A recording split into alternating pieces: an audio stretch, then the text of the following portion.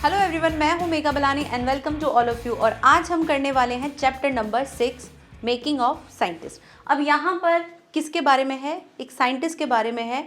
तो ये है तो इंग्लिश का चैप्टर, लेकिन आपको यहाँ पे कुछ कुछ साइंस की बातें मिलेंगी, क्योंकि चैप्टर का नाम ही साइंटिस्ट है, तो सारी चीज़ें जो है वो साइंस के ऊपर ही हैं। तो चैप्टर स्टार्ट करते हैं। बहुत ही बोरिंग लग सकता है, मे बी जिसको साइंस में इंटरेस्ट होगा उसको बहुत अच्छा भी लगेगा। तो समझते हैं और चैप्टर में देखते हैं क्या है, किस तरह से क्या चीज़ें हैं। तो रिचर्ड इब्राइट एक बॉय थे, एक बच्चे थे, उनके बारे में है। फिर वो कैसे एक साइंटिस्ट बनते हैं, क्या क्या करते हैं वो अपनी लाइफ में, और क्या क्या वो एक्सपेरिमेंट करते हैं, उसके बारे में पूरा चैप्टर में बताया कि वो किस तरह से किस स्टैंडर्ड में आते हैं, तो फिर वो कौन सी क्लास में कौन सा एक्सपेरिमेंट करते हैं, फिर जैसे जैसे बड़े होते हैं फिर वो क्या करते जाते हैं, और जब छोटे थे तब उनका किन चीज़ों में इंटरेस्ट था, ये सारी चीज़ें हम समझेंगे। ठीक है। तो रिचर्ड इब्राइट जो थे उन्होंने रिसीव किए थे बहुत सारे अवार्ड्स जीते थे उन्होंने। एक था सिरिल स्कॉलर अवार्ड, उसके बाद उन्होंने स्केरिंग फ्लोर अवार्ड जीता था, फिर किसमें, बायोकेमिस्ट्री में। उसके बाद मॉलिक्यूलर बायोलॉजी, इसके ऊपर देखा था। तो इस तरह से उन्होंने बहुत सारी चीज़ें की थी। और वो किस चीज़ में फैसिनेटेड थे, उनको बहुत ज़्यादा उत्सुकता थी किसके बारे में, बटरफ्लाइज जो है, तितलियाँ जो होती हैं, उनके बारे में जानना उनके लिए बहुत ज़्यादा फैसिनेटिंग था कि मुझे इसके बारे में जानना है। बहुत ज़्यादा क्यूरियोसिटी रहती थी उनको उनके बारे में जानने के लिए। तो बचपन से उनका इस चीज़ का शौक़ था। और इसी तरह से जब उनके अंदर ये शौक़ आया तो उन्होंने एक दुनिया में एक नई चीज़ को दिखाया जो इससे पहले किसी ने नहीं बताया था। सेल कैसे वर्क करता है, किस तरह से क्या क्या उसमें काम होता है, ये सारी चीज़ों के लिए उनको और ज़्यादा एक्सपोजर मिला। उन्होंने बहुत सारी चीज़ें फाइंड की। तो स्टार्ट करते हैं चैप्टर, यहीं से चैप्टर स्टार्ट होता है। लाइन टू लाइन समझेंगे। At the age of the 22, a former scout of the year excited the scientific world with a new theory of how cell work. 22 की ईयर में, मतलब 22 के थे जब वो, उन्होंने ये सारी चीज़ें फाइंड करना शुरू कर दी थी। और उनके लिए बहुत ही ज़्यादा एक्साइटेड था। एक साइंटिफिक वर्ल्ड में, एक वैज्ञानिक दुनिया में बहुत ही ज़्यादा एक्साइटेड करने वाला, और स्काउट ऑफ द ईयर, ठीक है, इस नाम से यहाँ पर उन्होंने सेल के ऊपर थ्योरी निकाली कि सेल किस तरह से वर्क करता है। रिचर्ड एच इब्राइट, इनका पूरा नाम था Richard H Ebright, and his college roommate explain the theory in an article in the proceeding of the national academy of science. उन्होंने क्या किया, इब्राइट जो थे वो और उनके जो क्लासमेट थे, जो उनके रूममेट थे, उन दोनों ने मिलकर एक थ्योरी लिखी और उन्होंने एक आर्टिकल लिखा किसमें जो था the proceeding of the national academy of science. वहाँ पर उन्होंने एक आर्टिकल लिखा और उसमें एक्सप्लेन किया सेल के बारे में कि वो किस तरह से किस तरह काम करता है। तो ये तो उनके 22 की एज में बताया गया है। फिर चैप्टर के बीच में आपको बताया जाएगा कि उन्होंने कहाँ से किस किस तरह से शुरुआत की थी। जब वो छोटे थे तब उन्होंने कैसे शुरुआत की थी। It was the first time this important scientific journal had ever published the work of the college students. ये क्या था, ये पहली बार, सबसे ज़्यादा पहली बार इम्पॉर्टेंट क्या था, एक साइंटिफिक जर्नल। साइंटिफिक जर्नल क्या होता है, जो साइंस के बारे में जो पत्रिकाएं होती है ना, उसको साइंटिफिक जर्नल कहते हैं। तो वहाँ पर पहली बार जो है वो पब्लिश हुआ था, किसी कॉलेज के स्टूडेंट के द्वारा ये सारी चीज़ें की गई थी। तो ऐसा पहली बार हुआ था किसी साइंटिफिक जर्नल में, किसी साइंटिफिक पत्रिका में ये बताया गया था कि स्टूडेंट्स के द्वारा, कॉलेज के स्टूडेंट के द्वारा पहली बार कोई चीज़ रिसर्च की गई थी और उसके बारे में बताया गया था। In sports that would be like making the big league at the age of the 15 and hitting a home run your first time at bat. ये कैसा था, ये ऐसा था जैसे मान लो एक पहली बार जो कोई स्पोर्ट्स में आता है 15 की एज में, जब वो रन मारता है, जब हिट करता है बॉल को, तो उसके बारे में जैसे बताया जाता है कि भाई देखो, छोटी सी उम्र में, 15 साल की उम्र में उन्होंने इस तरह से रन किए हैं, बैट को हिट किया है, जैसे इस तरह से बताया जाता है। वैसे ही क्या था, वैसे ही इनके लिए जो ये साइंस की जर्नल में जो बताया गया था उनके बारे में, ये उनके लिए बहुत ज़्यादा बिग अचीवमेंट था। फॉर रिचर्ड इब्राइट, ये रिचर्ड इब्राइट के लिए बहुत मतलब अच्छी चीज़ थी कि पहली बार साइंटिफिक जर्नल में उनके बारे में कुछ आया था। It was the first in a long string of achievement in science and the other fields and it all started with butterflies. और ये सारी चीज़ें जो हैं वो पहला अचीवमेंट था उनके लिए। और ये सारी चीज़ें स्टार्ट कहाँ से हुई थी, जब उन्होंने क्या किया था, उन्होंने स्टार्ट किया था बटरफ्लाइज के बारे में पता करना कि बटरफ्लाइज क्या होती हैं, तितलियाँ कैसे कैसे क्या क्या करती हैं। तो ये सारी चीज़ जो है वो पहली बार हुई थी, और वो जस्ट बिकॉज किसकी वजह से हुई थी, कि उन्होंने कुछ बटरफ्लाइज पे कुछ किया था काम। तो आगे बताएंगे चैप्टर में कि कौन कौन सी बटरफ्लाई पे क्या क्या काम किया था उन्होंने। An only child Ebright grew up north of Reading Pennsylvania, ठीक है, पेंसिल्वेनिया में वो बड़े हुए थे, उनकी परवरिश वहाँ पर हुई थी, वो बड़े वहीं हुए थे। There wasn't much I could do there, जहाँ पर उनके पास करने के लिए कुछ ज़्यादा कुछ नहीं था। ही सेड, उन्होंने कहा कि मेरे पास वहाँ ज़्यादा कुछ करने के लिए था नहीं। I certainly couldn't play football और baseball with a team of one, but there was one thing I could do, collect things. तो मैं मतलब वहाँ पर नहीं खेलता था निश्चित रूप से, मैं ना तो वहाँ पे फुटबॉल खेलता था, ना बेसबॉल खेलता था, ना मैं किसी टीम का कोई एक सदस्य था कि मैं उनकी टीम के साथ कोई गेम खेलूँ, मैं ऐसा कुछ नहीं करता था। बट मैं वहाँ पे क्या करता था, मैं एक चीज़ करता था, मैं वहाँ पे थिंग्स को कलेक्ट करता था, कुछ चीज़ों को कलेक्ट करता था। वो चीज़ें क्या थी वो बताएंगे। So he did and did he ever, जो वो हमेशा करते थे और आगे भी करते रहते थे। Beginning in the kindergarten, Ebright collected butterflies with the same determination that has made all his activities। और वो क्या करते थे जब किंडरगार्टन के टाइम पे, जब वो मतलब छोटे से थे, जब हम प्ले के टाइम की बात करते हैं, जब प्ले स्कूल में जाते हैं ना बच्चे, उस टाइम की एज में वो क्या करते थे, बटरफ्लाइज जो थे उनको कलेक्ट करते थे। तो उनका ये शौक था और वो उसको बहुत ही डिटर्मिनेशन, मतलब बहुत ही दृढ़ निश्चय के साथ उस चीज़ों को करते थे कि भाई मुझे ये सारी जो जितनी भी ये है बटरफ्लाइज है उनको कलेक्ट करना, फिर उनको मार्क करना, कलेक्शन करते हैं ना, जैसे हम लोग हर किसी को कोई ना कोई कलेक्शन करने का शौक होता है, किसी को पुराने सिक्के कलेक्ट करने का शौक होता है, किसी को नोट करने का शौक होता है, किसी को कुछ अलग टाइप के स्टैम्प्स कलेक्ट करने का शौक होता है, मतलब अलग अलग टाइप की कुछ जैसे हम कलेक्ट करके रखते हैं। तो ऐसा उनको बटरफ्लाइज के लिए था कि मुझे बटरफ्लाइज अलग अलग कलेक्ट करनी है।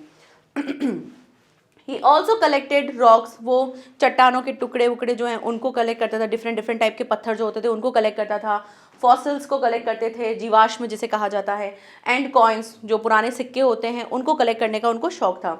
ही became an eager astronomer and to some time start gazing all night. और वो क्या करते थे, खगोलीय जो होते हैं उसकी तरह भी उनको था कि मैं क्या करूं, स्टार गेजिंग करूं, और इसको भी वो करने के लिए बहुत ज़्यादा उत्सुक थे। यानी छोटी सी उम्र में ही वो ये सारी चीज़ें करते थे, जहां हम लोग ऐसी नॉर्मल चीज़ें खेलते हैं, लेकिन वो वहाँ पर एक उनका बिल्कुल सोचने का एक सटीक था कि मुझे ये चीज़ करना है, वो अपने काम के लिए बिल्कुल सटीक थे कि मुझे ये काम करना है। तो ये सारी चीज़ें वो करते रहते थे, ठीक है।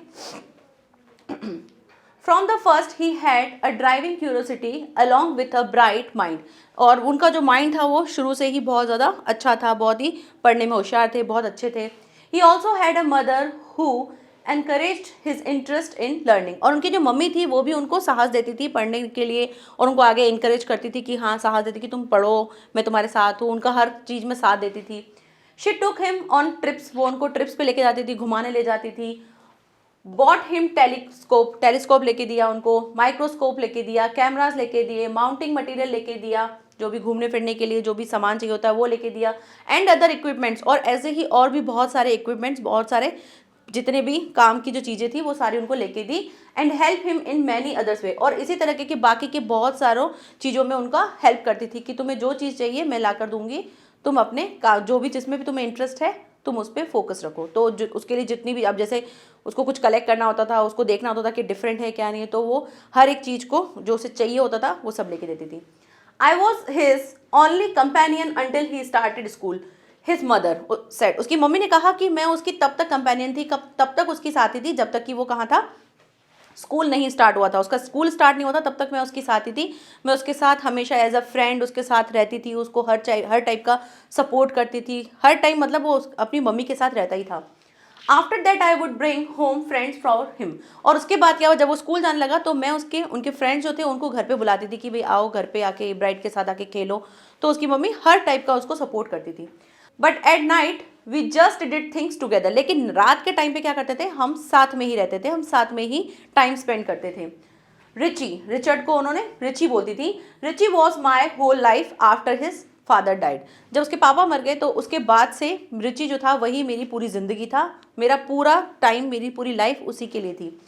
When Richie was in third grade, जब वो थर्ड ग्रेड में था, मतलब तीसरी क्लास में था, तब उसके पापा की डेथ हो गई थी। तो अब यहाँ पे सीधा किंडरगार्टन से कहाँ पर आ गए, हम थर्ड ग्रेड पर आ गए कि थर्ड ग्रेड पे उसके पापा की डेथ हो गई थी। She and her son spend almost every evening at a dining room table if he didn't have things to do. अब क्या करते थे वो और उसकी मम्मी, रिचर्ड और उसकी मम्मी दोनों ही क्या करते थे, दोनों ही नाइट के टाइम पे डाइनिंग रूम में साथ में टाइम स्पेंड करते थे, साथ में खाना खाते थे, हर टाइम साथ में रहते थे। नाइट में मतलब वो एक दूसरे को ही टाइम देते थे। If he didn't have thing to do, जब उसके पास कोई भी काम नहीं होता था, कोई चीज करने को नहीं होती थी, I found work for him, not physical work but learning things, his mother said. उसने कहा कि भाई जब उसके पास करने के लिए कुछ नहीं होता था तो मैं उसे काम देती थी, नॉट फॉर फिजिकल, मैं फिजिकली नहीं देती थी बट उसको मैं ऐसा काम देती थी जिससे वो क्या करे, कुछ लर्निंग कर सके, कुछ सीख सके, ऐसे उसको मैं काम देती थी।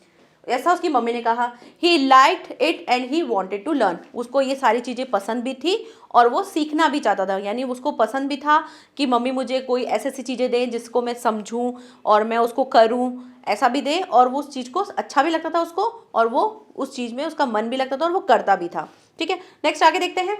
And learn he did, he earn top grades in school, और उसकी लर्न करने की, ये सीखने की जो चाहत थी वो उसके लिए क्या थी कि उसको स्कूल में भी हमेशा टॉप ग्रेड्स मिलते थे, अच्छे मार्क्स मिलते थे उनको ऑन एवरी डे, मतलब हर टाइम वो स्कूल में जो है अच्छे मार्क्स ही लेके आते थे, क्योंकि हर चीज़ को उनको सीखना होता था, उनको समझना होता था कि अच्छा ये किस तरह से होता है, क्या होता है, तो इस वजह से वो हमेशा टॉप पे रहते थे। Think he was just like every other kids, his mother said. उन्होंने कहा कि भाई वो सारी चीज़ें वैसे ही करते थे, वैसे ही उनको पसंद है जैसे सब लोगों को पसंद होती है, तो वो हर ऐसे बच्चे भी थे, ऐसा नहीं था कि बस वो सारा टाइम सीखते ही रहते थे, तो वो सब बच्चों की तरह ही थे।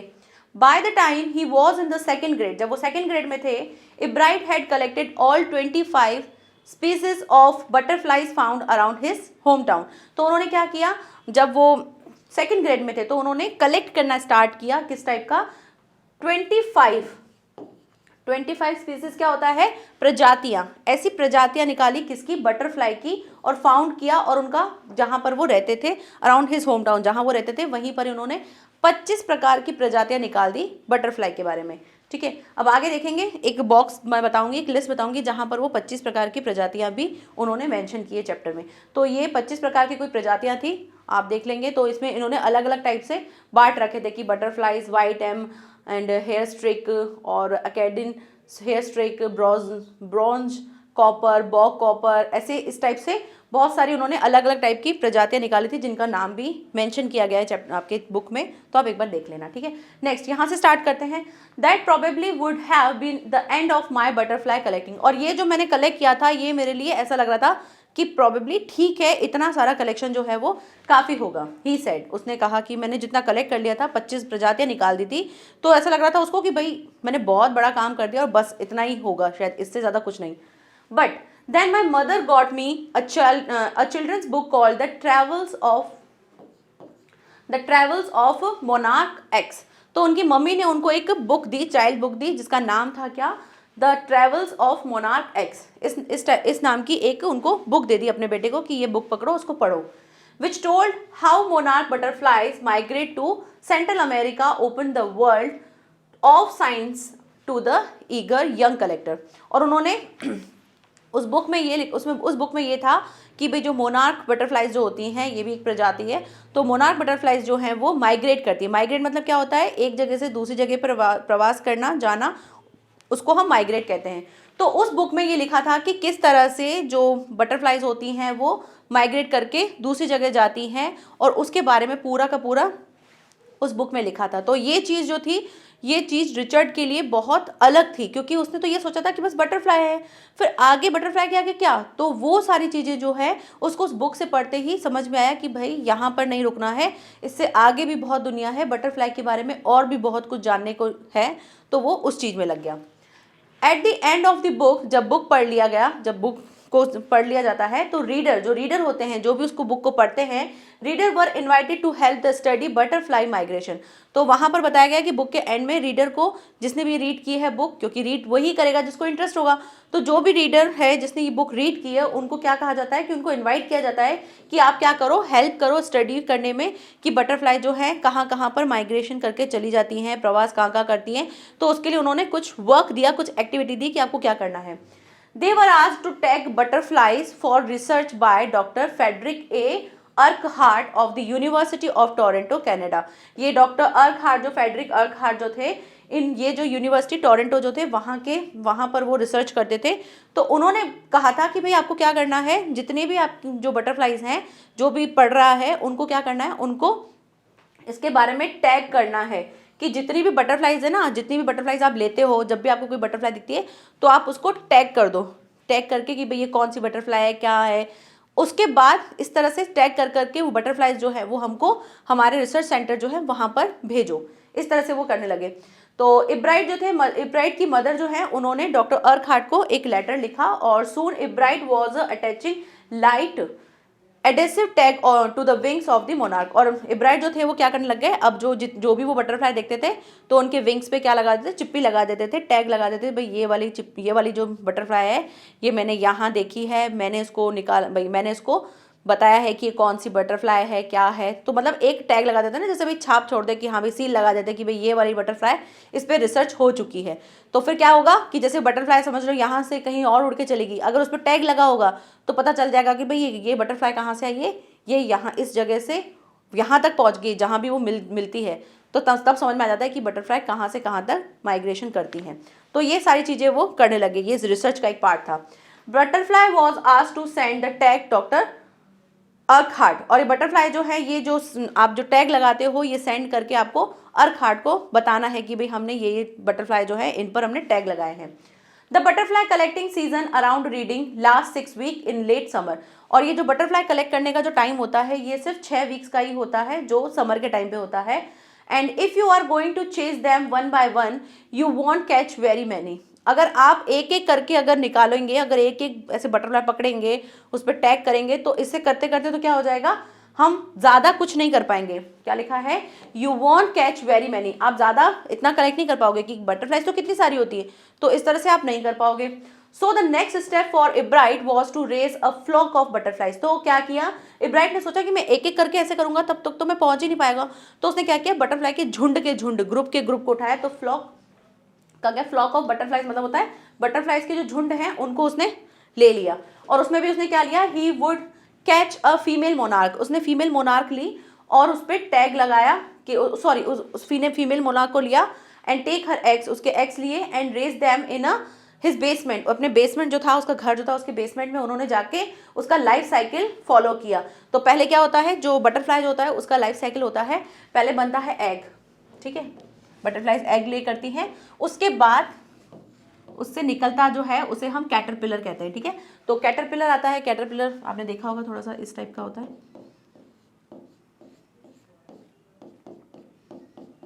ठीक है, इस तरह से उसने कैटरपिलर होता है। फिर कैटरपिलर से क्या बनता है, कैटरपिलर से प्यूपा, एक उनकी स्टेज होती है जहां पर बटरफ्लाई क्या करती है, अपने आप को कवर कर लेती है और 15 डेज तक वो उसी के अंदर रहती है, जिसे हम प्यूपा कहते हैं।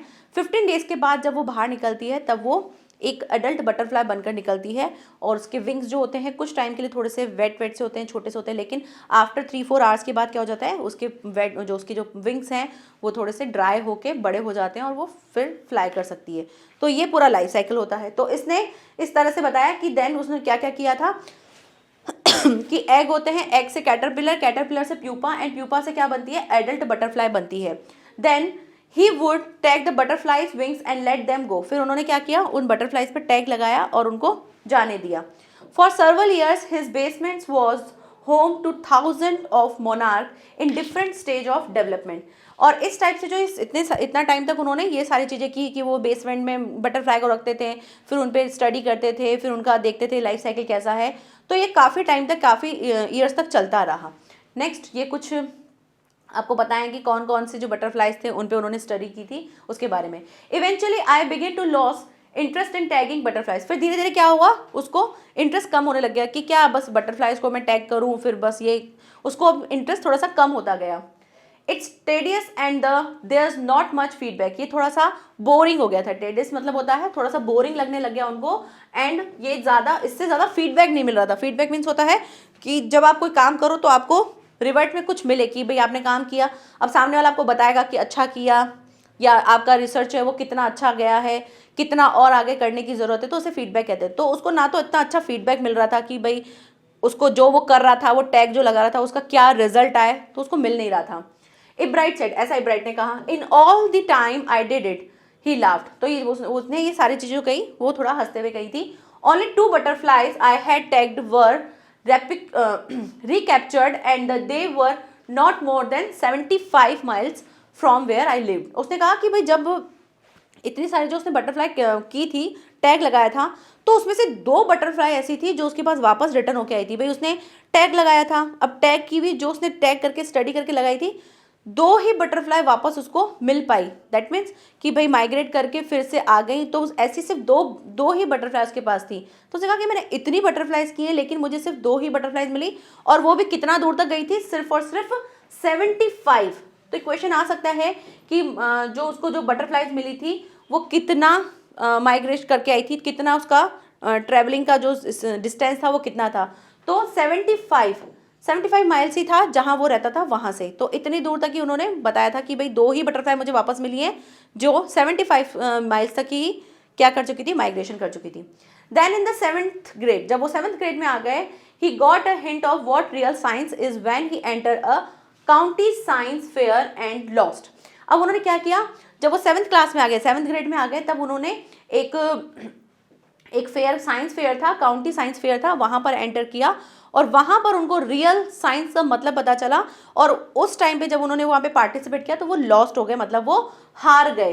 It was really a sad feeling to sit there and not get anything while everybody else had won something. और ये उनके लिए बहुत ही सैड फीलिंग थी, क्योंकि हर किसी को कोई ना कोई प्राइज मिला था, हर कोई कुछ ना कुछ जीता था, लेकिन जो इब्राइट थे उनको कुछ भी नहीं मिला था, वो बिल्कुल नहीं जीते थे, हार गए थे। तब उन्होंने क्या किया, इब्राइट सेड, ऐसा इब्राइट ने कहा कि सब लोग कुछ ना कुछ जीते थे लेकिन मेरे को कुछ नहीं मिला, मैं हार गया था। His entry was slide of frog tissues. उन्होंने क्या देखा, उन्होंने क्या किया था, उन्होंने जो बताया था साइंस फेयर में हर कोई कुछ कुछ लेके जाता है, तो वो क्या लेके गया था, जो फ्रॉग होते हैं, मेंढक, उनके उत्तकों, टिश्यू मतलब होते हैं उत्तक, उनके उत्तकों के ऊपर एक स्लाइड बनाई थी उसने। तो वो स्लाइड 1 बाय 1 ऐसे स्लाइड शो कर रहा था, which he showed under a microscope, जो माइक्रोस्कोप से वो शो करता जा रहा था। He realized the winner had tried to the real experiment, not simply make a neat display। तो उसने रियलाइज किया कि जो विनर है ना, जो जीता है, वो उसने क्या किया है, उसने रियल एक्सपेरिमेंट किया है, मतलब लाइव सबके सामने एक्सपेरिमेंट किया है। नॉट कैसा, नीट डिस्प्ले, ऐसा नहीं किया नीट डिस्प्ले जैसा कि उसने किया था इब्राइट ने। इब्राइट ने क्या किया, सीधा बस ऐसे सिंपल सा स्लाइड कर करके बताता गया कि देखो ये फ्रॉग है, ये इसके उत्तक हैं, इसके बारे में बिल्कुल नीट ऐसे स्लाइड बाय स्लाइड उसने पूरा शो कर दिया। लेकिन जो विनर था उसने क्या किया था, उसने रियल एक्सपेरिमेंट किया था सबके सामने। तो वो चीज़ उसको समझ में आई कि विनर जो है वो विनर क्यों हुआ, क्योंकि उसने रियल कुछ करके दिखाया है, मैं तो बस जस्ट शो करने चला गया। तो ये एक एक्सपेरिमेंट का पार्ट नहीं होता है, उसको रियलाइज हो गया। Already he competitive spirits that drives Richard Ebright was appearing. Richard के अंदर क्या थी, कॉम्पिटेटिव, मतलब हर एक कोई भी चीज़ को करने की उसके अंदर हिम्मत थी कि नहीं मुझे करना है, मुझे करना है। तो ये चीज़ तो उसको उसके साथ शुरू से ही थी और यही चीज़ उसको आगे भी ले जा रही थी, इसी बात के लिए कि अब उसको लगने लगा कि नहीं मैं भी ऐसे ही करूँगा, मैं भी रियल एक्सपेरिमेंट करके दिखाऊंगा, मुझे भी यही करना है। I knew that for the next years fair I would have to do real experiment. तो उसने सोचा कि नेक्स्ट ईयर जब फिर से फेयर होगा तो मैं रियल एक्सपेरिमेंट करूंगा, ये उसने सोच लिया। The subject I knew most about the what the insect, और सब्जेक्ट उसने वो जानता था कि मैं वो सब्जेक्ट लूंगा जिसके बारे में सबसे ज़्यादा जानता हूँ। और वो किसके बारे में जानता था, इंसेक्ट मतलब कीट के बारे में, कीट पतंगों के बारे में वो बहुत अच्छे से जानता था। Work I had been doing in the past several year, जिनके ऊपर मैंने काफ़ी टाइम से काम किया। तो उसने किस पे काम किया था, बटरफ्लाइज पे काम किया था। तो उसने ये सोचा कि मैंने जिस चीज़ पे सबसे ज़्यादा टाइम दिया है मैं उसी पे ही रियल एक्सपेरिमेंट करूंगा। तो अब वो क्या करते हैं, so he wrote to doctor Urquhart for ideas and the back came back a stack of suggestion for experiment. तो उसने डॉक्टर अर्कहार्ट को लेटर लिखा कि मुझे कुछ सजेशन दो कि मैं क्या क्या करूं, मुझे आइडियाज़ दो मैं क्या करूं। तो उन्होंने बहुत सारे उसको सजेशन दिए कि तुम इस तरह से ये सारी चीज़ें कर सकते हो। Those kept Ebright busy all through the high school and led to the prize project in county and international science fair। फिर उन्होंने क्या किया, अपने स्कूल के साथ साथ, अपनी हाई स्कूल की पढ़ाई के साथ साथ वो इस एक्सपेरिमेंट के लिए भी तैयारी करना शुरू कर दिया उन्होंने, ताकि वो क्या कर सके, काउंटी और इंटरनेशनल साइंस फेयर में जाए। और इस तरह से उन्होंने लेड अ प्राइज, और वो उन्होंने प्राइज भी जीता, मतलब उन्होंने एक्सपेरिमेंट भी किया और उन पर प्राइज भी जीता। फॉर हिज 8th ग्रेड, अब 8th ग्रेड की बात आ गई कि 8th ग्रेड प्रोजेक्ट में क्या किया, Ebright tried to find the cause of the viral disease that kills nearly all monarch caterpillars every few years। तो उसने 8 जब वो 8th ग्रेड में था तब उसने पता किया कि जो बटरफ्लाइज होती हैं वो किसी वायरल डिजीज की वजह से क्या हो जाती हैं, किल हो जाती हैं, मर जाती हैं। तो उसने उसके बारे में पता करना शुरू किया। इब्राइट ने थॉट किया कि जो डिजीज है might be carried by a beetle, तो उसने इब्राइट ने पता किया कि ये जो चीज़ है किसी बीटल के द्वारा ये कैरिड होती है और सभी में फैल जाती है। He tried raising caterpillar in the presence of beetles, I didn't get any reason result, he said. उन्होंने बताया कि ये जो चीज़ है वो कैटरपिलर से शुरू होती है और उसके बाद वो पूरे में फैल जाती है और इसका मुझे रियल रीज़न नहीं पता है कि इसका असली रीज़न क्या है, he said. But I went ahead and the show that I tried to experiment, this time I won't. और उन्होंने ये चीज़ शो की, ये उन्होंने एक्सपेरिमेंट में बताया कि भाई देखो जो उनके जो बटरफ्लाइज जो हैं उनमें कैटरपिलर्स में कुछ इस टाइप की वायरल डिजीज़ हो जाती है जिसकी वजह से उनकी डेथ हो जाती है, मतलब वो आगे नहीं सर्वाइव कर पाती है। तो ये उन्होंने प्रूव कर दिया अपने एक्सपेरिमेंट से और उस एक्सपेरिमेंट की वजह से वो जीत गए। The next year his science fair project was testing the theory that butterflies copy monarch. तो नेक्स्ट ईयर उन्होंने फिर साइंस का एक प्रोजेक्ट मिला था जिस पे टेस्टिंग करना था, जिसमें बताना था एक बटरफ्लाई जो थी वो कॉपी लगती थी बल्कि किसकी, मोनार्क फिश की, मोनार्क बटरफ्लाई की कॉपी लगती थी। ये उनका एक प्रोजेक्ट था। The theory was that viceroy look like monarch because monarch don't taste good to birds. दोनों क्या लगती थी, सेम लगती थी, लेकिन जो मोनार्क जो थी वो क्या थी, वो टेस्ट में अच्छी नहीं लगती थी। किनको, बर्ड्स को। जो बर्ड्स बटरफ्लाई को खाते थे तो उनको मोनार्क फिश जो मोनार्क बटरफ्लाई है वो उनको अच्छी नहीं लगती थी, उनको टेस्ट में अच्छी नहीं लगती थी। ये उन्होंने अपने थ्योरी से पता किया। जो विरसोरे थे on the other hand to test good to birds, लेकिन जो विरसोरे थे वो टेस्ट में ज़्यादा अच्छी थी, ऐसा उनको पता चला। So the more they look like monarch, जो मोनार्क की तरह ज़्यादा दिखते थे, the less likely they are to become a bird dinner. तो जो मोनार्क जैसे दिखते थे उनको बर्ड्स जो थे वो नहीं खाते थे, अपना डिनर नहीं बनाते थे, ऐसा उन्होंने अपनी स्टडी में पता किया। Ebright project was to see whether, तो इब्राइट के प्रोजेक्ट ने एक चीज़ और क्या देखी, ये देखा कि इनफैक्ट बर्ड्स जो हैं वो मोनार्क को खाते हैं। उसने ये पता किया कि he found that the starling, जो स्टारलिंग नाम की एक चिड़िया होती है, वो चिड़िया जो है ऑर्डिनरी जितनी बटरफ्लाइज होती थी उनको नहीं खाती थी, वो थोड़ी डिफरेंट बटरफ्लाइज को खाती थी। It would eat all the monarch it could get, तो वो क्या करती थी, क्योंकि मोनार्क क्या थी, टेस्ट में गुड नहीं थी, अच्छी नहीं थी, लेकिन स्टारलिंग नाम की एक चिड़िया जो थी वो डिफरेंट टाइप की चीज़ों को खाना पसंद करती थी, तो वो मोनार्क को खाती थी।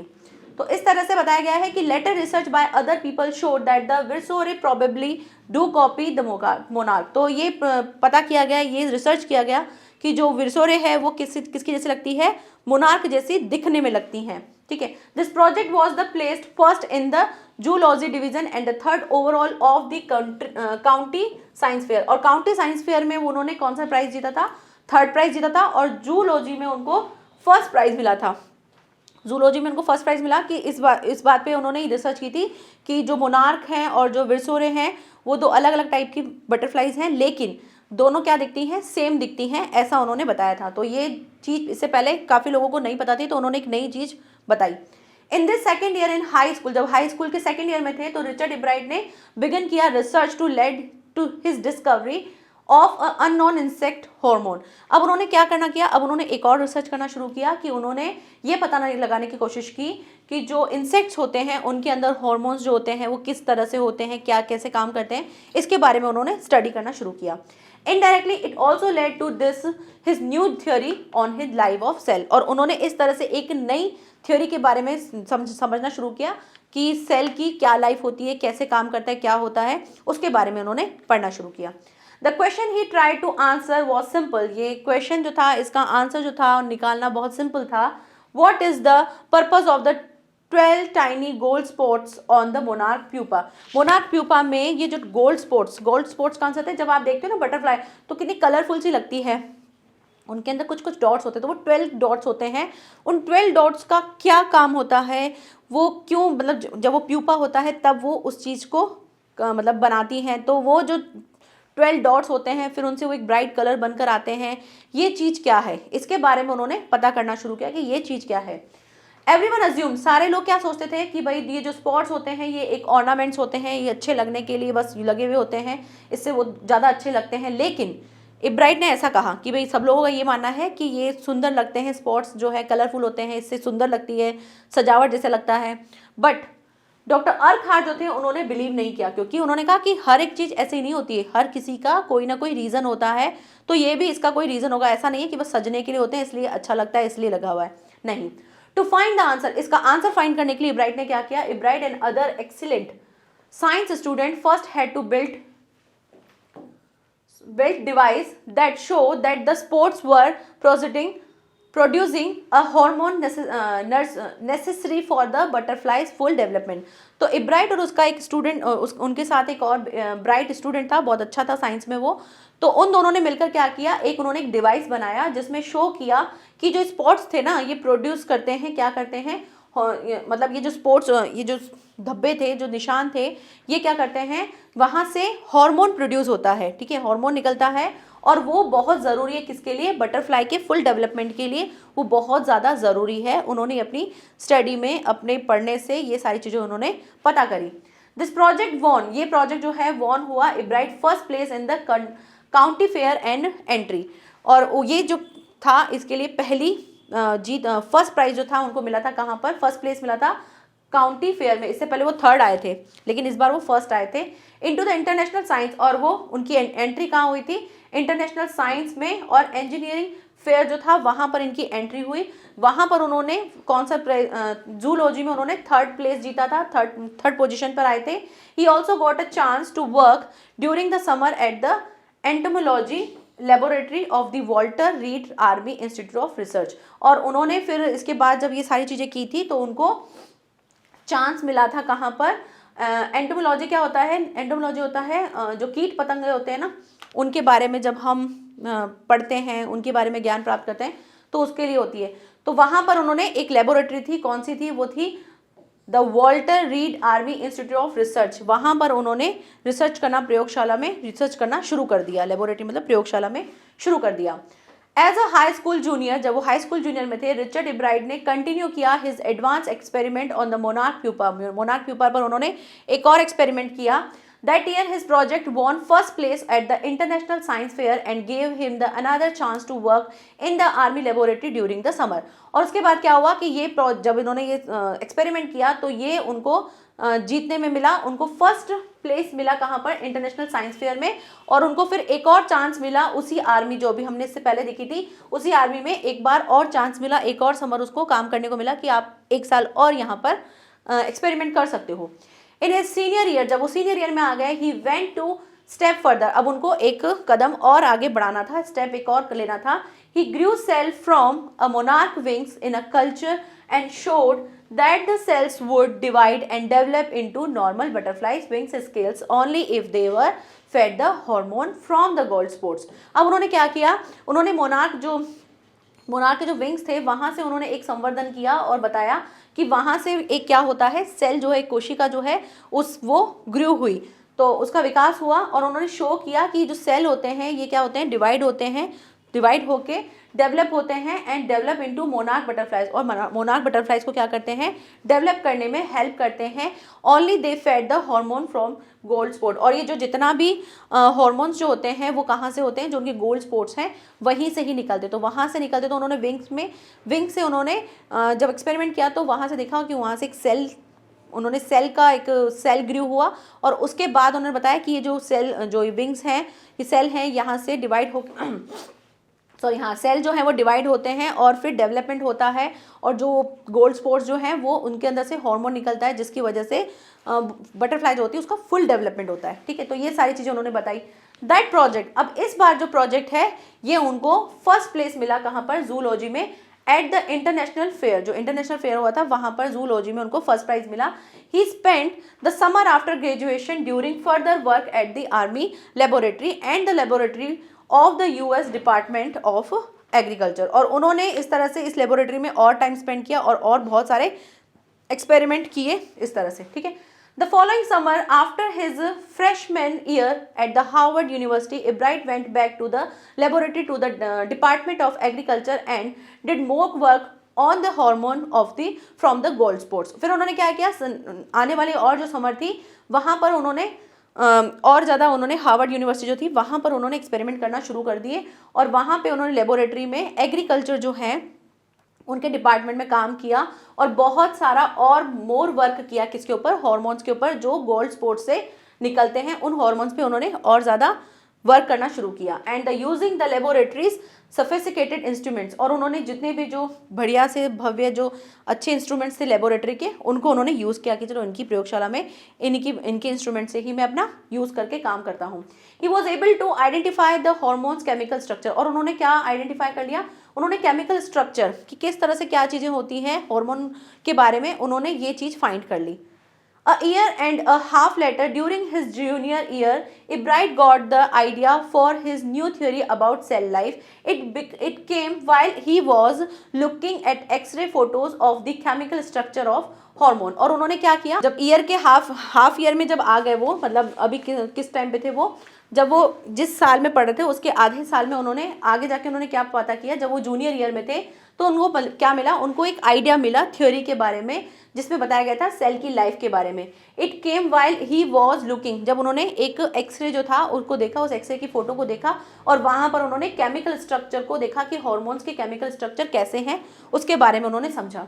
When he so those photos, जब उन्होंने वो सारी फोटोज देखी, इब्राइट डिडंट शाउट, उन्होंने शाउट नहीं किया, यूरेका, यूरेका मीन्स होता है अरे मुझे मिल गया, मुझे पता चल गया, ऐसा उन्होंने नहीं कहा, आई हैव गॉट इट, जबकि उनको सब कुछ पता चल रहा था, लेकिन उन्होंने इस तरह से कुछ नहीं कहा।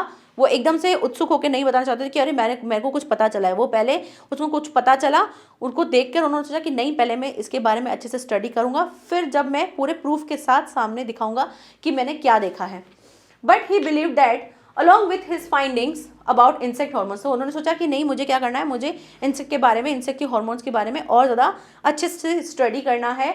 The photos gave him the answer to one of biology's puzzles, photo ने क्या दिया था, एक बायोलॉजी है उसके बारे में एक पजल थी जो अब तक नहीं सॉल्व हुई थी, उसके बारे में उनको एक आंसर मिल गया था। How the cell can read the blueprint of its DNA, DNA का सेल जो है वो डीएनए के ब्लूप्रिंट्स को कैसे रीड कर लेते हैं, इसके बारे में। तो डीएनए जो होता है एक सब्सटेंस होता है इन द न्यूक्लियस, मतलब जो केंद्रक होता है, नाभिक होता है, उसके नाभिक बोलते हैं ना, नाभिक के लिए क्या होता है, बहुत ज़्यादा इंपॉर्टेंट सब्सटेंस होता है, बहुत ज़रूरी होता है of a cell that the controls heredity, जो क्या करता है, कंट्रोल करता है हमारी आनुवंशिकता को। It determines of the form and the function of the cell, thus the DNA is the blueprint of life. तो उन्होंने बताया कि ये फंक्शन किस तरह से काम करता है, क्या होता है, और जो डीएनए होता है वो हमारा क्या होता है, हमारे लाइफ का ब्लूप्रिंट होता है। मतलब डीएनए से ही बताते हैं ना कि भाई आप किसकी तरह लगते हो, मम्मी की तरह, पापा की तरह, आप बोलते हैं ना कि तुम मम्मी की जैसे लगते हो, पापा के जैसे लगते हो। तो ये सारी चीज़ें कहाँ से पता चलती है, ये हमारे डीएनए से पता चलती हैं। तो ब्लूप्रिंट होता है हमारी लाइफ का। Ebright and his college roommate, जो इब्राइट और उसके कॉलेज का रूममेट था जिसका नाम था जेम्स आर वोंग, ठीक है, जेम्स आर वोंग, पूछा जा सकता है उनके कॉलेज के रूममेट का नाम क्या था। तो जेम्स आर वोंग जो थे वो दोनों वर्क करते हैं, पूरा टाइम ड्राइंग करते हैं, पिक्चर्स बनाते हैं, कंस्ट्रक्ट करते हैं प्लास्टिक मॉडल्स के मॉलिक्यूल्स क्या होते हैं, अणु, जिनको अणु कहते हैं, तो अणु के बारे में, और शो करते हैं कि कैसे ये सारी चीज़ें होती हैं, ये सारा किस तरह से सेल किस तरह से वर्क करता है। ये सारी चीज़ें उन्होंने एक प्रोजेक्ट बनाया, उसके लिए बहुत सारी उन्होंने मेहनत की, पूरी रात जाग के उन्होंने प्लास्टिक के मॉडल्स बनाए, ये सारी चीज़ें उन्होंने की। Together they later wrote the paper that explain the theory, और उन्होंने क्या किया, एक पेपर लिखा। रॉट द पेपर का मतलब ये नहीं है कि उन्होंने पेपर पे लिख दिया, रॉट द पेपर मतलब होता है कि जब साइंस लैंग्वेज में ऐसा कहा जाता है कि जो साइंटिस्ट लोग होते हैं जब वो कोई थ्योरी पे काम करते हैं, कोई चीज़ पे काम करते हैं और उसके बारे में वो कुछ लिखते हैं, थ्योरी लिखते हैं, तो उसको रॉट द पेपर कहा जाता है। तो उन्होंने उस पर पूरी थ्योरी एक्सप्लेन करी, बताया कि हमने किस किस तरह से क्या क्या चीज़ें की हैं, उन्होंने पूरा वो एक्सप्लेन कर दिया। Surprising no one who knew him, और सब लोगों के लिए सरप्राइजिंग था कि कोई जानता नहीं था कि रिचर्ड जो थे वो ग्रेजुएट थे from Harvard with the highest honor and second in his class of the 1510। वो इतने ज़्यादा हार्वर्ड यूनिवर्सिटी से पढ़े हुए थे और इतने ज़्यादा ब्राइट स्टूडेंट थे, और उनकी जो पोजीशन थी वो सेकंड थी उनकी क्लास में, जबकि टोटल कितने थे, 1510 में से उनका सेकंड पोजीशन था। Ebright went to the became a graduate students researcher at Harvard Medical School, और उन्होंने क्या किया था, वो वहाँ पर कौन से स्कूल में, जो हार्वर्ड मेडिकल स्कूल है वहाँ पर उन्होंने रिसर्च किया था। And there he began doing the experiment to test this theory, और उन्होंने जो थ्योरी लिखी थी, जो थ्योरी बनाई थी उन्होंने, जिसपे उन्होंने रॉट किया था पेपर, उसके बारे में उन्होंने एक्सपेरिमेंट करना शुरू कर दिया। If the theory proves correct, और उनकी थ्योरी जो थी अगर प्रूव हो जाती है, करेक्ट प्रूव हो जाती है, मतलब उन्होंने अब एक्सपेरिमेंट करना शुरू कर दिया था कि अगर उनकी ये थ्योरी जो उन्होंने बनाई है अगर वो सही प्रूव हो जाती है तो क्या हो जाएगा, it will be a big step towards the understanding the process of life. ये बहुत ही अच्छा स्टेप होगा हमारी अंडरस्टैंडिंग, हमें समझने में कि हमारी लाइफ जो है वो कैसे प्रोसेस करती है। It might also lead to new ideas for preventing some types of cancer and the other disease. और हमको क्या मिल जाएगा, हमको एक आइडिया मिल जाएगा, हमको एक चीज़ समझ में आ जाएगी कि किस टाइप से हमारी बीमारियां जो है हमारे अंदर कैसे आती हैं। फॉर एग्जांपल कैंसर हो गया या अदर डिजीज जो है वो कैसे हमारे अंदर प्रिवेंट होती है, कैसे हमारे अंदर आती हैं, कैसे फैलती हैं। अगर हमको लाइफ के बारे में पूरा कंप्लीटली समझ में आ जाएगा तो हमको बाकी बीमारियों के बारे में भी समझ में आ जाएगा। तो वो चाहते थे कि मेरी जो थ्योरी हो वो सही प्रूव हो जाए, तो इससे मुझे काफ़ी क्वेश्चंस के आंसर मिल जाएंगे। All of this is possible because of the एब्राइट scientific curiosity. और ये सारी चीज़ें कैसे पॉसिबल हुई, ये सारी चीज़ें पॉसिबल हुई एब्राइट की जो क्यूरियोसिटी थी, जो जानने की उत्सुकता थी, उसकी वजह से ये सारी चीज़ें पॉसिबल हो पाई। His high school research into the purpose of the spots on the monarch pupa eventually led him to his theory about cell life. और ये जो हाई स्कूल में जब उन्होंने रिसर्च की थी किसके पर्पस से, कि भाई जो स्पॉट्स जो है मोनार्क में, प्यूपा में, ये क्या करते हैं, और इसी की वजह से वो आगे की इस लाइफ में, इस थ्योरी सेल की लाइफ जो है इसके बारे में जान पाए। क्योंकि अगर वो वहीं पर ही समझ जाते, वो ये कहते कि हाँ ये शायद इसके ऑर्नामेंट्स के लिए होता है, मतलब इसको सजाने के लिए स्पॉट्स होते हैं, बाकी इनका कोई काम नहीं, तो ये आगे नहीं समझ पाते। लेकिन उन्होंने इस बात को आगे समझा और इसके बारे में रिसर्च किया, तभी उनको पता चला कि सेल लाइफ भी कुछ होती है, सेल क्या होते हैं, इन्होंने इनके बारे में फिर और अच्छे से इनको पता चला। Richard Ebright has been interested in science since he first began. Richard Ebright जो थे उनको शुरू से ही साइंस में बहुत ज़्यादा इंटरेस्ट था। कलेक्टिंग सबसे पहले उन्होंने जैसे बटरफ्लाइज कलेक्ट किया था, but not so deeply that he हैज़न time for other insects. वो मतलब बटरफ्लाइज के बारे में ही सबसे ज़्यादा उत्सुक रहते थे, बाकी इंसेक्ट को छोड़ के वो बटरफ्लाइज के ऊपर ज़्यादा फोकस रहते थे। Ebright also became a champion debater and public speaker and a good canoeist and the all around outdoor person. वो क्या थे, बहुत ही अच्छे चैंपियन थे डिबेट करने में, मतलब वाद विवाद जो होता है उनको करने में बहुत अच्छे थे। पब्लिक स्पीकर थे, लोगों के सामने बोल पाते थे खुल के।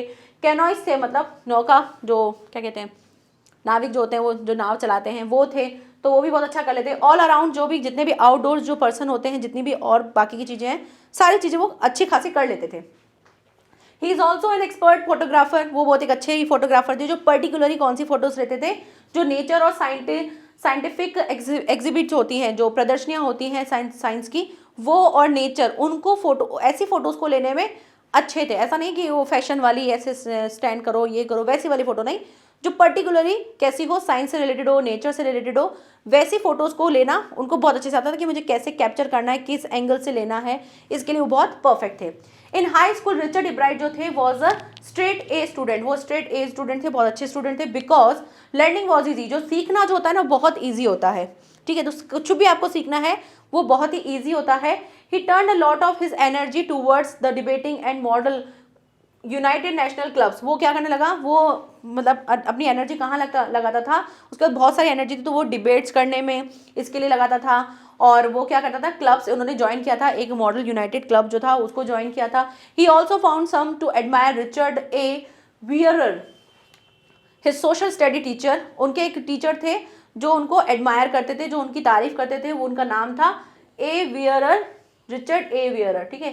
ये उनके एक सोशल साइंस के टीचर थे, सोशल स्टडी के टीचर थे, and adviser to both clubs. और उनको क्या करते थे, एडवाइस भी करते थे, दोनों चीज़ें थी। Mister Weaver was the perfect person for me, then he open my mind to new ideas. Ebright said, Ebright ने कहा कि जो मिस्टर वियरर हैं वो मेरे लिए क्या थे, एक परफेक्ट पर्सन थे, जो मुझे जानते थे, क्योंकि उन्होंने मेरा क्या किया था, नए आइडियाज़ के लिए मेरा माइंड को ओपन करके रखा था। वो मुझे हर टाइम पे सजेशन देते थे कि ये करो ये करो, तो हमेशा मेरा माइंड जो था वो ओपन रहता था with new ideas. Richard would always give that extra efforts, mister wear said. अब मिस्टर वियर ने कहा कि जो रिचर्ड जो थे वो हमेशा कैसे थे, ऑलवेज एक्स्ट्रा एफर्ट, हमेशा एक्स्ट्रा एफर्ट डालते थे, किसी भी चीज़ के ऊपर अपने प्लस ही देते थे, कि जितना करना है उससे एक्स्ट्रा करते थे, एक्स्ट्रा एफर्ट डालते थे। What placed me was here was this person we put in 3 and 4 hours at the night doing debates, research, decides, doing all the research with the butterflies and his other insects interest। तो उन्होंने बताया कि जो एब्राइट थे वो क्या करते थे, एब्राइट जो थे वो 3 से 4 घंटे लगाते थे, क्या किसके लिए, डिबेट के लिए, रिसर्च करने के लिए। डिबेट करनी है तो किस टॉपिक पे करनी है, उसमें क्या क्या पॉइंट पे मुझे डिबेट करनी है, तो उसके लिए वो 3-4 घंटे रात में लगाते थे उसके ऊपर। और साथ ही साथ वो क्या करते थे, रिसर्च भी करते थे, जो वो बटरफ्लाइज के ऊपर रिसर्च कर रहे थे उसको भी करते थे, और हिज अदर इंटरेस्ट, और उनका जो बाकी का इंटरेस्ट था, जैसे उनका क्या था, फोटोग्राफी का इंटरेस्ट था, वो करते थे, और कैनोइज थे, नौका मतलब वो नौका चलाते थे, नाव चलाते थे, तो उसके लिए भी उनको इंटरेस्ट था। तो ये सारी चीज़ें जो थी उनके अंदर और चीज़ें एक्स्ट्रा थी। रिचर्ड जो थे वो कॉम्पिटेटिव थे, यानी कि किसी से भी क्या बोलते हैं कॉम्पिटेटिव, मतलब कि बोलते हैं ना मुकाबला करने वाले, ऐसे व्यक्ति थे वो।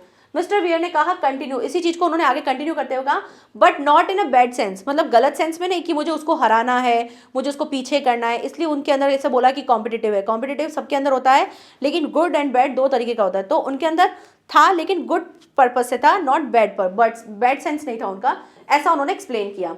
Richard wasn't interest in a winning for winning sake and winning to the great prize. Richard के लिए ये नहीं था कि मुझे कुछ जीतना है, मुझे जीतना है, मुझे जीतना है। उनके लिए जीतना नहीं था, उनके लिए ये था कि मुझे, ऐसा नहीं है कि जीतना उनके लिए ये था कि भाई मुझे प्राइज़ मिलेगा। जैसे उनका फर्स्ट टाइम जो उनके साथ हुआ था तो उनको कुछ नहीं मिला था, वो लॉस्ट हो गए थे, तो इसका मतलब ये नहीं है कि उनको प्राइज़ जीतना था, कि मुझे प्राइज़ जीतना है, इसके लिए किया था उन्होंने।